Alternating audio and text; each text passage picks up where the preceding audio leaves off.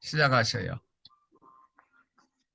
에, 그야말로 너무너무너무너무너무 엄청난 주제를 가지고 제가 감당을 하겠다고 나섰는데, 그래서 이제 4대 성인에 대해서 이제 그 20개 키워드로 간단하게 설명을 하고 질의응답 시간을 더 많이 갖는 걸로 그렇게 했으면 좋겠습니다. 자, 1번입니다. 업적. 차축시대라는 말은 많이 들으셨을 거예요. 그래서 기원전 9세기에서 기원 후 2세기까지 인류 문명사의 그 사고방식, 또 인생관, 세계관의 기초를 놓는 그 대사상가들이 굉장히 많이 출연했죠. 동서고금에. 중국에서도 이제 제자백가, 그다음에 인도에서도 굉장히 많았고, 그다음에 중동 지방, 그리고 이제 아테네를 비롯한 그리스 지역, 이렇게 해서 수많은 그 성인들 또 철인들이 나왔었습니다. 그래서 그때를 이제 문명의 차축 시대다 이렇게 하는데, 야스퍼스라고 하는 독일 철학자가 이제 이 네 분의 전기를 썼죠. 네 분의 전기를 묶어가지고 한 권의 책으로 만드는데, 거기에 보면은 인류 역사상 이 네 분만큼 큰 영향을 끼친 사람은 없다. 예, 뭐 누구나 알고 있는 얘기지만 저명한 독일 철학자가 이렇게 말했고요. 그래서 이제 나중에 그 종로서적에서 이 책이 나왔는데, 여기에다가 무함마드, 그때는 마호메트라고 그랬는데 요즘은 무함마드라고 이제 아랍식으로 발음을 많이 하더라고요. 이 마호메트를 합쳐서 5분 전기로 이렇게 만들었어요. 마호메트에 대해서는 이제 야스퍼스가 쓴 게 아니고 다른 분이 쓴 걸 합쳤는데 5번째는 아마 마호메트가 될 것 같습니다. 그리고 이제 우리가 유명하다고 하는 뭐 사상가 이런 분들도 다 이 네 분의 제자예요. 아무리 날고 기어봐야 네 분의 영향 하에서 뭐지 이 네 분을 능가하는 사람은 없다는 건 뭐 누구나 인정할 겁니다. 그 기본 성격인데요. 이 네 분이 다 성인이라는 겁니다. 인격이 아주 고귀한 경지에 이르는 분이고, 이제 성인이라고 불리는 분들이 많지만은 성인 중에서도 성인이죠.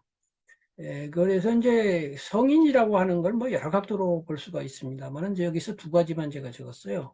죽음에 대해서 초연하다는 것이 하나 있고, 자아관념이 소멸되어서 자아관념이라는 게 이게 사람을 조그맣게 만들지 않습니까? 뭐 두 가지의 특징이 있고요.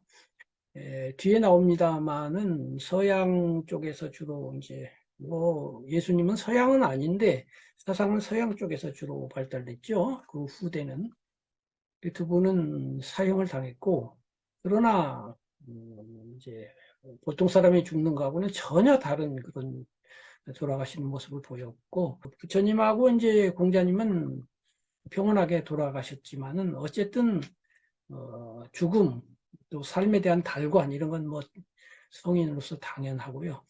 그런데 인격만 거룩해 가지고는 그렇게 후대에 영향을 미칠 수가 없지요. 그래서 교사 스승으로서 가르침을 남겼는데 그 가르침이 이제 사실은 결정적인 영향을 미친 앞에서 말한 이분들만큼 영향 미친 사람이 없다고 할 때 그것이 가르침이죠. 근데 가르침 따로 행위 따로 그랬으면은 뭐 힘이 없었을 거예요. 근데 가르침과 삶이 일치했기 때문에 성인이자 교사이니까 이제 4대 성인이 된 거죠. 그래서 이제 그 가르침을 경이라고 하는 이름으로 이제 남게 되었는데요. 경이란 말은 중국말에서 위라는 말과 이게 상대 개념입니다. 그 삼국지 같은 데 보면은 제갈공명을 추천하면서 경천 위지하는 재능을 가지고 있다 이렇게 말합니다. 경과 위가 나옵니다. 천, 하늘을 경하고 위, 땅을 위한다 이건데요. 경은 이제 배를 짤 때 이렇게 날줄, 위에서 밑으로 내려오는 줄을 말하고요. 위는 가로로 가는 줄입니다. 그래서 경이란 말은 시대적으로 과거로부터 현재로부터 미래까지 불변하는 가르침을 경이라고 하고요. 위는 이제 한 100년 단위 내지는 이렇게 그 시대에는 통용이 되지만 시간 지나면 효과가 없는 유행가 같은 거죠. 경은 클래식한 거 이런 건데요. 그런 경을 남겼다는 거죠. 그래서 경이라는 말은 지금 몇천 년이 지났는데도 아직도 유효한 그런 이제 그러니까 이제 위대한 교사인 거죠. 그런데 이제 산업혁명이 한 300년 전에 있었는데 요게 이분들의 위상을 좀 변화시켰어요. 산업혁명 이전하고 이후하고 달라진 것이 그 이제 사람의 생활에서 현실적으로 제일 핵심이 되는 게 그 경제인데요. 이 경제에 있어서 그 경제를 구성하는 요소가 토지, 그다음에 인력, 이 두 가지가 중요하거든요. 그런데 이 산업혁명 이후에 세 번째 기술이라고 하는 새로운 요소가 도입이 되었죠. 그래서 그전에는 땅도 제한돼 있죠. 땅이 뭐 개간을 한다고 해도 땅 자체가 뭐 지구가 두 개가 되지 않는 한 그렇게 안 늘어나는 것이고, 인력과 땅만 갖고 이렇게 경제를 꾸릴 경우에 그 소비가 미덕일 수가 없어요. 이때는 절제와 전략이 미덕이 되고 그걸 갖고 했는데, 그 산업혁명 이후에 기술이 들어오면서 옛날에 같으면은 지주 밑에서 소작농 했던 사람들이거든. 지금 월급장이들이 소작농 하는 사람인데도 옛날에 비하면 아주 호의호식하는 소작농들이 생긴 거죠. 이렇게 되니까 그 산업혁명 이전에 우리가 명심보감이라든가 채근담이라든가 소욕지족하라고 그랬는데, 이 사대성인도 소욕지족을 기본으로 한 그 가르침을 폈는데, 이 소욕지족의 가치 내지는 호소력이 산업혁명에 의해서 절반으로 뚝 떨어진 거예요. 그래서 이제 산업혁명 이후에는 4대 성인을 그렇게 뭐 존중하지 않고, 그 대신 이제 무슨 뭐 경제학이라든가 뭐 무슨 기술이라든가 이런 데 대한 관심이 폭증하면서 상대적으로 마음을 이렇게 제어하고 욕심을 줄이고 이런 가치가 좀 적어졌다 이렇게 볼 수가 있죠. 그다음에 이제 생물연대하고 활동지역은 다 아시다시피 공자님은 중국, 부처님은 인도, 소크라테스는 그리스, 예수님은 이제 이스라엘인데요. 이제 시대적으로는 부처님이 제일 먼저 나셨고 그 다음에 이제 공자, 소크라테스 거의 같은 시대죠. 그렇지만 예수님은 한 500년 차이가 나고요. 그다음에 이제 사신 지상에 계신 시간으로 보면 예수님은 33세라고 적었는데 이제 연구자에 따르면 뭐 31세로 보는 분도 있고 한데 33세 BC 4년. 원래 이제 예수님 탄생을 BC 1년으로 하려고 했는데 오차가 있었다고 그래요. 소크라테스 71세, 공자 72세, 부처님은 80세입니다. 전통과의 관계인데 누구나 다 역사적 존재이기 때문에 과거의 유산을 받아가지고 이제 당신의 사상을 펴거나 하게 되어 있는데요. 과거의 유산을 종합해가지고 큰 저수지에다 담아내는 위대한 분이 있고요.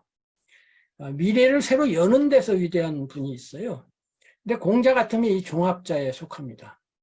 그래서 공자님은 유가의 창시자 또는 유교의 창시자로 알려져 있지만 사실은 창시자라기보다는 공자 이전에 유가가 있었어요. 그래서 저는 선공유가라고 합니다. 중국사에서 선진이란 말이 있죠. 앞선 자에다가 진나라 진자, 진시황 이전의 역사를 선진이라고 합니다. 그런데 선공은 공자 이전이라면 이제 선공이라고 할 수가 있는데, 그러니까 옛날 요임금부터 시작해서 성왕들의 전통이 있었고, 그 성왕들의 전통이 유가예요. 유가인데 공자가 그걸 총 정리해서 저수지에다 잘 담고 재정리를 한 점에 있어서 공자는 종합자죠. 그래서 수리부작이라고 그래갖고 옛날 거를 잘 정리는 내가 하지만 새로 창작은 안 한다. 이렇게까지 하신 분이죠. 그래서 이제 종합자이고요. 그래서 과거를 연속시켜서 정리한 분이고, 새로운 개혁을 하는 분이 있는데 예수 소크라테스예요. 예수님의 경우는 구약을 이어받긴 이어받는데 무서운 하느님, 벌 주고 혼내는 하느님을 사랑하느님으로 이제 완전히 개혁을 했다고 볼 수가 있고, 소크라테스는 이제 소피스트들이 있었죠. 근데 이제 소피스트 내지는 당시 자연 철학이라고 부리는 그런 것들을 인간으로 방향을 돌리죠. 그래서 이제 소크라테스도 이제 그 이후 철학을 새로 열었다고 이렇게 볼 수가 있고, 부처님은 어떠냐면은, 앞에 개혁은 연속하면서 새로운 시각 이렇게 되는데 단절하면서 새 종교예요. 더 개혁이에요. 그래서 개혁이 아니라 개창입니다. 무슨 얘기냐면 예수님은 구약을 인정하죠. 그 구약을 인정한 이후에 새로운 걸 거기다 해서 새롭게 하는데 부처님은 그 전통을 인정을 안 해요. 인도 전통에 있는 오늘날 힌두교, 당시로서는 브라흐만교하고 딱 단절을 하고 나는 새로운 거야. 그래가지고 천상천하에 내가 최고야. 그래서 한 번도 부처님 가르침에 베다가 이랬다는 둥, 우파니샤드가 이랬다는 둥, 내 앞에 있는 성인들도 그랬거니와 이런 말 안 해요. 다 나한테 물어봐. 하고서 당신이 완전히 새로운 걸 합니다. 예수님은 구약에 근거를 하죠. 예, 그런 차이가 있습니다. 그 다음에 이제 철학과 종교인데요. 이건 이제 제 의견인데, 이 내부는 철학적 스승과 종교적 스승으로 분별할 수 있다고 저는 봐요. 소크라테스와 공자는 철학적 스승, 종교적 스승은 이제 예수님과 부처님인데, 이것을 저는 어떤 기준으로 보느냐면은 철학적 스승은 진리를 탐구하는 과정에 그 중점이 주어져 있고요. 종교적 스승은 탐구한 결과에 초점이 주어져 있어요. 그러니까 예수님 같으면 신은 있다라고 하는 결론을 내리죠. 부처님 같으면은 뭐 연기법이 우주를 지배하고 있다라고 하는 정답을 갖고 있어요. 근데 철학적 스승은 정답까지는 아니고 정답을 향해서 나가죠. 항상 겸손해요, 이분들은. 내가 완전하다 이렇게 주장하지 않아요. 겸손하게 하면서 그럼에도 불구하고 워낙 높은 데까지 가시긴 가시지만 내가 100이라고 하는 완전 지점에 도착했어 이렇게 안 해요. 공자 같으면은 내가 어떻게 성인까지 되겠느냐. 다만 나는 열심히 탐구하는 사람은 된다. 이렇게 겸손하시죠. 소크라테스도 겸손합니다. 근데 부처님하고 예수님은 겸손이 미덕이 아니에요, 이분들은. 내가 신인데 신이 겸손하면 되겠습니까? 부처님도 인천의 스승이라고 되어 있는데 이는 사람이고 천은 하늘이거든요. 이 천이란 말은 하늘의 신들을 의미해요. 인간과 신들의 스승이야 이러고 나섭니다. 이런 그 붓다 의식, 예수는 그리스도 의식 이런 결정적인 그 막강한 그런 확고한 그런 자기 확신을 갖고 계시죠. 이제 중심 사상은 소크라테스는 널리 알려진 것처럼 필로소피, 그러니까 애지, 지혜를 사랑한다. 그 다음에 공자는 인이죠. 이 인이란 말은 참 의미가 넓기 때문에 논어에 보면 인에 대해서 많이 말씀을 하면서도 딱 한마디로 규정은 안 합니다. 마치 뭐 무슨 화법이라고 그러나요? 동양 몰골 화법 비슷하죠. 그 달을 그리는데 달을 안 그리고 주변에다가 그 달을 둘러싼 그 구름을 그리면 달은 저절로 드러나는 건데 이제 달을 드러나기 위해서 달이 모양은 안 하고 주변에다 대고 이런 거 저런 걸 하면 나타나는 방식으로 인을 말씀하십니다. 근데 이제 굳이 말한다면 예와 악이 이제 공자님 서상의 기본인데 예하고 악은 따로입니다. 이제 더 자세하면 이제 인의 예지가 되겠죠. 그 다음에 이제 예수님은 사랑인데, 우리가 생각하는 무슨 에로스적 사랑이 아니고 아가페적 사랑, 그러니까 보편적 사랑, 종교적 혹은 넓은 의미의 사랑, 이웃을 사랑하는 사랑, 그런 게 되겠죠. 부처님은 이제 지혜가 핵심입니다, 역시. 이것이 이제 빨려로는 빠냐라고 하는데, 이게 이제 한문에서 소리를 베껴가지고 바냐라고 합니다. 깨달음을 얻으면 이 바냐를 얻게 된다고 합니다. 그 다음에 이제 세속과 탈속인데요. 소크라테스하고 공자는 세속사에 참여를 합니다. 소크라테스도 전쟁에 나가서 전투를 한 적이 있고, 공자님도 자기 주군의 안전을 위해서 군인대를 동원한 적이 있고요. 그 다음에 정치적으로 당신이 자리를 얻으려고 중국을 돌아다니면서 여러 제후들한테 일자리 알아보러 다녔거든요.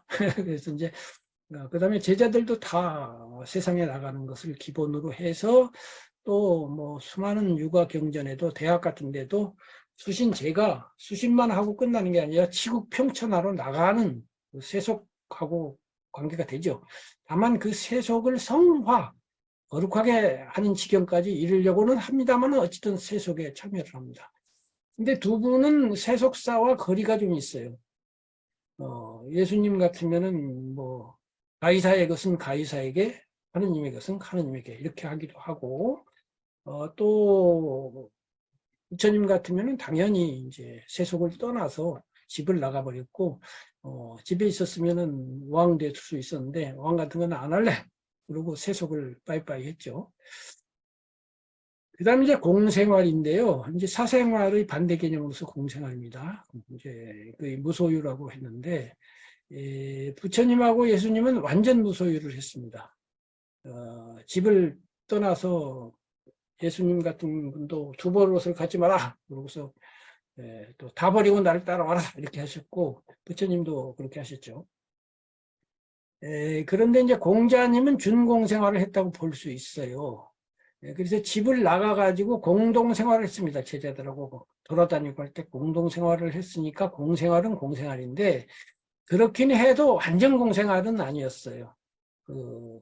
말하자면 제후들한테 월급도 받아먹고 이렇게 했고, 그 다음에 당신이 고향에 돌아와서 제자들을 가르칠 때도 월사금을 받았습니다.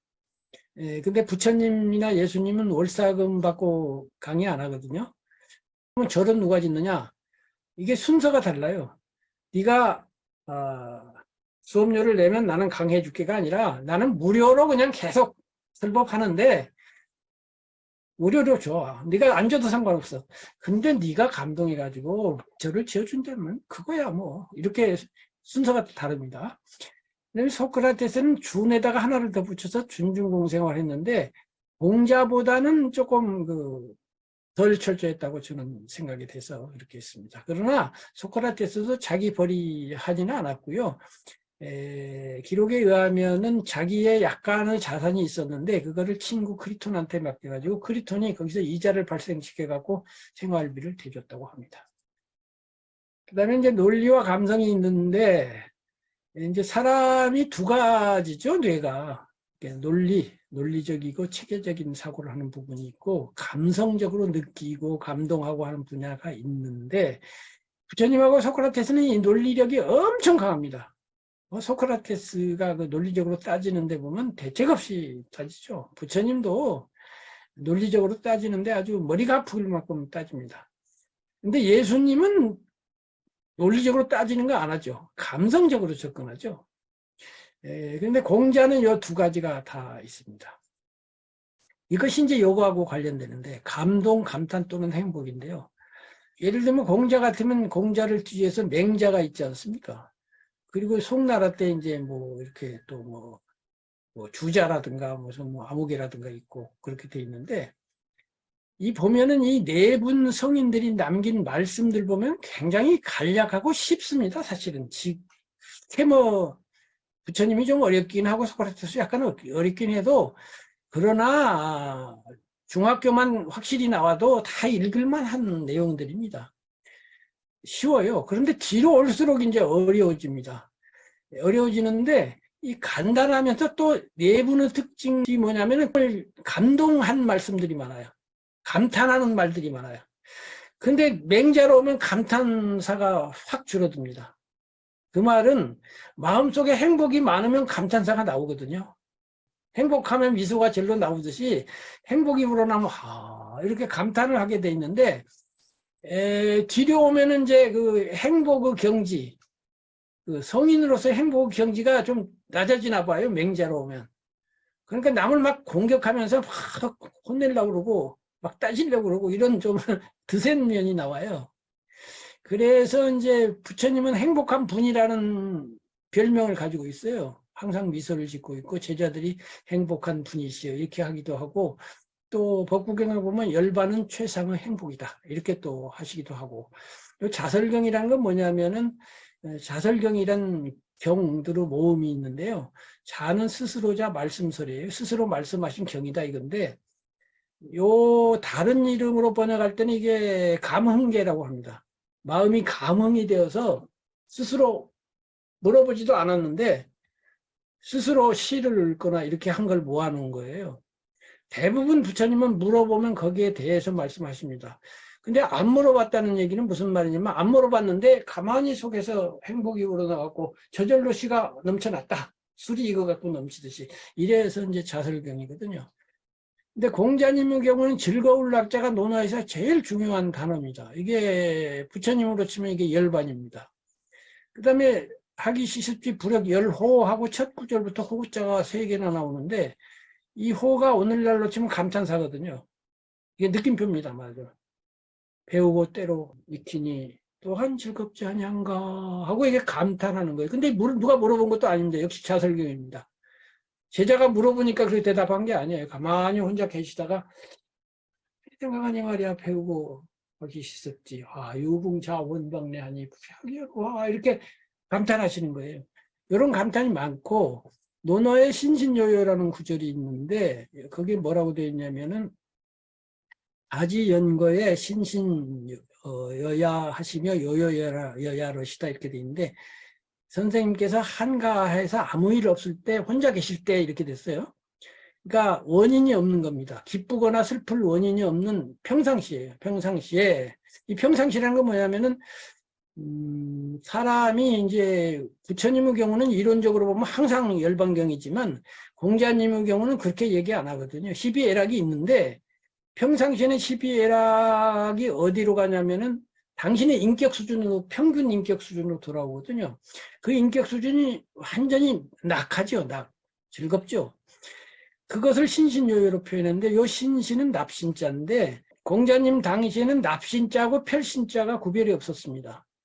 그래서 여기 사람인이 붙으면 별신자인데 이것이 납신자로도 쓰이고 별신자로도 쓰였어요. 그래서 여기서는 별신자예요. 그때 몸이 신신합니다. 몸이 긴장이 이완돼서 쫙 펴져 있는 겁니다. 그다음에 요요는 마음이 요요한 건데 이 요자도 보시는 것처럼 이게 촛불같이 생겼습니다. 그래서 밤에 촛불을 켜놓으면 일렁일렁하죠. 그래서 마음의 기쁨이 뾰족뾰족하니 새순이 나오셔서 일렁일렁 요게 이제 요요입니다. 그래서 공자님이 평소에 아무 일 없을 때 그 제자도 대단해요. 이걸 기록한 제자도 앉아 계신 표정을 미소를 짓고 앉아 있는데 보니까 긴장은 완전히 이완되어 있고 뭔가 기뻐가지고 삐죽삐죽하니 기쁨이 뾰족뾰족 올라오더라 이런 얘기예요. 근데 재밌는 건 신신 요요 이렇게 안 쓰고 여야라는 글자가 2개 같을 여와 이끼야가 붙습니다. 신신 여야 같을 여자는 같을 동자하고 달라요. 불교에서 말하는 여여하다는 겁니다. 자연스럽게 억지스럽지 않게 그저 천연스럽게 신신하시고 천연스럽게 요요하시다 이런 구절이 있어요. 그래서 이제 행복하다는 얘기고요. 예수님의 경우는 이 산상수훈을 보면은 이게 시집이죠. 뭐 산문적으로 됐지만 이게 전부 감탄입니다. 처음에 나오는 팔복부터가 마음 가난한 자 쪽에서 전부 감탄이고 근데 이 세 분에 비해서 소크라테스가 감탄 감동이 좀 적습니다. 좀 맹자 비슷합니다. 주로 잘 따지는 편이죠. 그 다음에 이제 본질 대 현상 이렇게 했는데요. 이제 본질에다 걸어주고 실제 영원신 현상 또는 형이상학 했는데 이게 상당히 어려운 이야기입니다. 그래서 사물을 본질과 현상이라고 하는 2가지로 이렇게 보는 관점은 소크라테스에게도 있고 예수님도 그렇게 봤다고 봐야 돼요. 공자도 그게 준한다고 봐야 됩니다. 그 중국의 태극이 본질이거든요. 이렇게 해서 부처님을 제외한 거의 세계 모든 철학자가 본질 현상론을 기본으로 합니다. 그런데 부처님은 본질을 인정을 안 해요. 그게 이제 무아라고 하는 겁니다. 본질로서의 그 나를 인정하지 않아요. 그리고 형이상학적으로 사물을 탐구하는 걸 거절하고 현실적이고 현상만 갖고 나 다 설명할래 이렇게 합니다. 이거는 상당히 어려운 문제여서 이것만 갖고 10년간 토론해도 끝이 안 나기 때문에 그냥 이것만 하겠습니다. 그 다음에 이제 15번 수양수행대 믿음인데요. 이제 삶을 내가 주체가 되어서 살 거냐, 아니면 신에게 모든 걸 맡기고, 이 타력이라고 그러죠. 그 신의 힘에 의존할 거냐, 내 힘에 의존할 거냐고 할 때, 이 공자, 부처님, 이 2분들은 다 내가 주체죠. 근데 예수님은 아니죠. 예수님은 이제 신에게 모든 걸 맡겨야 된다는 그 타력, 불교식으로 말하면 타력이고 믿음이 그렇게 중요하죠. 여기는 믿음도 중요하지만 노력이 중요하죠. 소크라테는 두 면이 모두 있죠. 모두 있는데 이 신을 견제하기도 합니다. 그러나 또 자신의 노력도 강조를 하는 그런 특징이 있고요. 양자택일론하고 중용중도론인데 예수님의 경우는 양자택일론이라고 저는 봤어요. 뜨겁지도 차지도 않은 자는 배틀이라. 확실히 내 편 할 거야 안 할 거야 너. 애매모호한 거 그만둬. 이렇게 되고 후대의 기독교 전통에서도 그래서 결단을 강조합니다. 딱 결단을 해서 하느님 너는 뭐 복음 하고서 좌냐 우냐 확실히 해. 세속이냐 아니냐 이렇게 해서 결정을 강조하고 그 결정으로부터 엄청난 힘이 나옵니다. 그렇긴 한데 그 결정이 또 뒤집으면은 결정에 반대되는 쪽하고 충돌하는 그런 문제가 생겨가지고 이 세상과 좀 다투는 경향이 있고 결과적으로 예수님도 사형을 당했죠. 그다음에 이제 중용론인데 공자는 그 양자 A와 B 사이에 세 번째가 있습니다. 그게 이제 중도죠. 그래서 밀고 당기면서 이렇게 조정 내지 조화를 하는 그래서 어떤 면에서 보면 예수님이 청년적이라고 하면 공자님은 역시 나이든 중후한 그런 느낌이 들고 부처님의 중도론도 중용론과 비슷한데 철학적으로 따지면 조금 다릅니다. 소크라테스는 양면이 모두 있기는 있습니다만은 세상과 불화해가지고 형을 받았다는 점에서는 예수님과 같습니다. 후대에 끼친 영향, 공자님은 이제 맹자, 순자, 뭐 성리학자, 동부와 역대 양조에게 엄청 영향을 미쳤고 소크라테스는 이제 플라톤부터 시작해서 서양 철학 전반에 영향을 미쳤고 제가 자연과학을 넣었는데 이 자연과학이라고 하는 것이 철학에서 나왔거든요. 철학 이퀄 자연과학은 아니지만 자연과학과 연관성이 있어요. 그래서 자연과학이 서양에서 중심으로 발달했는데 서양 철학을 쭉 올라가면은 수학에 가서 닿잖아요. 그래서 플라톤 자신도 귀학을 모르는 놈은 여긴 저 얼씬도 하지 마라 이렇게 간판을 걸었다고 할 정도니까요. 그래서 오늘날 우리가 자연과학으로부터 엄청난 물리적, 현실적 혜택을 받고 있는데 이것은 어느 면에서는 소크라테스에게 빚을 지고 있는 면이 있다. 현대인들이 이렇게 볼 수 있고요. 예수님이야 뭐 인류 역사상 가장 큰 영향을 미친 인물이죠. 사실은 서양 문명 전반, 세계의 모든 영역, 부처님보다 훨씬 더 넓은 영역에서 영향을 미쳐왔고요. 부처님은 동북아시아하고 동남아시아. 근데 이제 현대 서양에서 불교가 상당히 지금 호소력을 갖고 접근하는 걸 보면 미래는 또 어떻게 될지 모르겠어요. 그다음에 이제 현재인데 공자님 사상은 수기와 안인이라고 본인이 크게 말씀하셨어요. 수기는 마음을 닦는 거죠. 나를 닦는 거고 안인은 그 닦아진 마음, 덕을 가지고 남에게 나가서 남을 편안하게 한다. 이는 사람 인자지만 남이란 뜻이에요. 이렇게 됐을 때 이제 수기가 말하자면 성의정심, 경물치지, 수신 그 대학의 8조목 중에 5번째까지가 이제 수기고요. 그다음에 그걸 바탕으로 제가치국 평천하가 이제 안인인데 제가치국 평천하가 정치 사상인데 정치 사상가로서는 이제 끝났죠. 왜냐하면 왕조 중심의 그 왕을 중심으로 하는 평화론이고 정치론이니까요. 그런데 그 앞에 이제 마음을 수양하는 부분에 대해서는 여전히 그 공자님에게 배울 게 너무 많아요. 그래서 이제 특히 우리는 동북아시아 사람으로서 공자님의 영향을 뭐 지금 기독교인이라고 할지라도 기본적으로 우리나라 사람은 공자의 제자입니다. 모든 사람이 일단 공자의 제자예요. 그래서 공자를 모르면 사실 나 자신의 의식 구조를 알 수가 없어요.